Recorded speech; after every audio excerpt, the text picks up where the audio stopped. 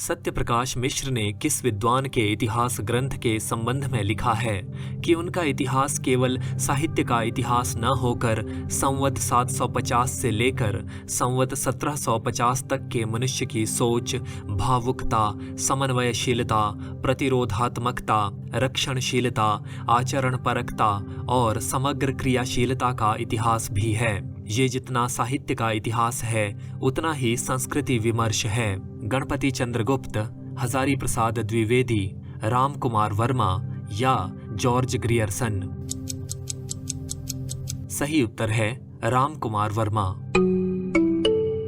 Doctor Ram Kumar Verma द्वारा रचित और सन 1938 में प्रकाशित हिंदी साहित्य का आलोचनात्मक इतिहास का विद्वानों और शोधकर्ताओं की दृष्टि में बहुत आदर है। वर्मा जी के शिष्य सत्यप्रकाश मिश्र ने इस ग्रंथ की महत्ता और वर्मा जी की इतिहास दृष्टि पर प्रकाश डालते हुए इस ग्रंथ की भूमिका में लिखा है, मेरे गुरु आचार्य राम कुमार वर्मा का ये इतिहास आचार्य रामचंद्र शुक्ल के इतिहास के बाद ही नहीं लिखा गया, बल्कि शुक्ल जी के इतिहास लेखन की अवधारणाओं से भिन्न प्रत्ययों के आधार पर लिखा गया। शुक्ल जी ने जिन रचनाओं का उल्लेख सरोज या मिश्र बंधु विनोद के आधार पर किया है, डॉक्टर वर्मा ने उन रचनाओं को पढ़कर ही उनकी उपयुक्तता पर विचार किया।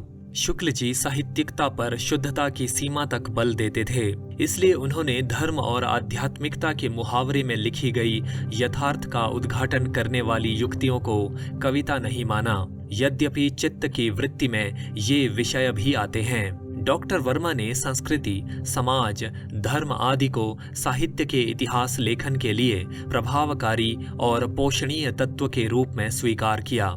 इसलिए उनका इतिहास केवल साहित्य का इतिहास न होकर संवत 750 से लेकर संवत 1750 तक के मनुष्य की सोच, भावुकता, समन्वयशीलता, प्रतिरोधात्मकता, रक्षणशीलता, आचरणपरकता और समग्र क्रियाशीलता का इतिहास भी है। ये जितना साहित्य का इतिहास है उतना ही संस्कृति विमर्श है।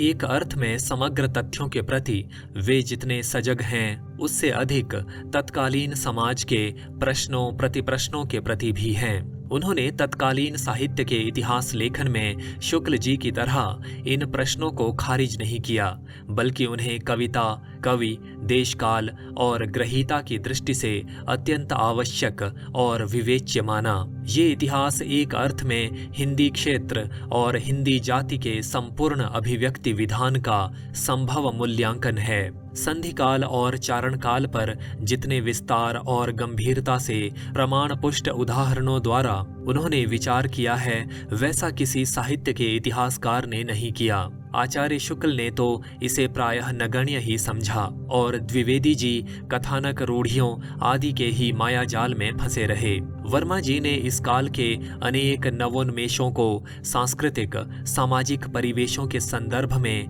न केवल रेखांकित किया, बल्कि उनके दूरगामी प्रभावों का भी संकेत किया। इस इतिहास ग्रंथ से आदिकालीन और भक्तिकालीन साहित्य की गंभीर समझ विकसित होती है और साहित्य के निर्वचन की शक्ति प्राप्त होती है। जिन संतों, भक्तों, सूफियों और कवियों को संप्रदाय मात्र से संबद्ध मानकर खारिज कर दिया गया है और कभी कभी तो लगता है कि बिना पढ़े ही खारिज किया गया, उनमें वर्मा जी ने काव्य की चमत्कृत करने वाली उक्तियां और व्यंजक भाषिक प्रयोग आविष्कृत किए हैं। साहित्य में वो भले ही केंद्र में ना हो, परंतु परिधि पर ही जादू निर्भर करता है। वर्मा जी ने केंद्र और परिधि दोनों पर आवश्यक ध्यान दिया है। उनके आलोचनात्मक इतिहास का ये प्रतिदर्श साहित्य के इतिहास लेखन की दृष्टि से बहुत बाद में इतिहास के क्षेत्र में विकसित निम्न वर्गीय प्रसंग से मिलता है। इसलिए मैं मानता हूँ कि प्रोफेसर वर्मा का ये इतिहास ग्रंथ अभी भी अद्वितीय है।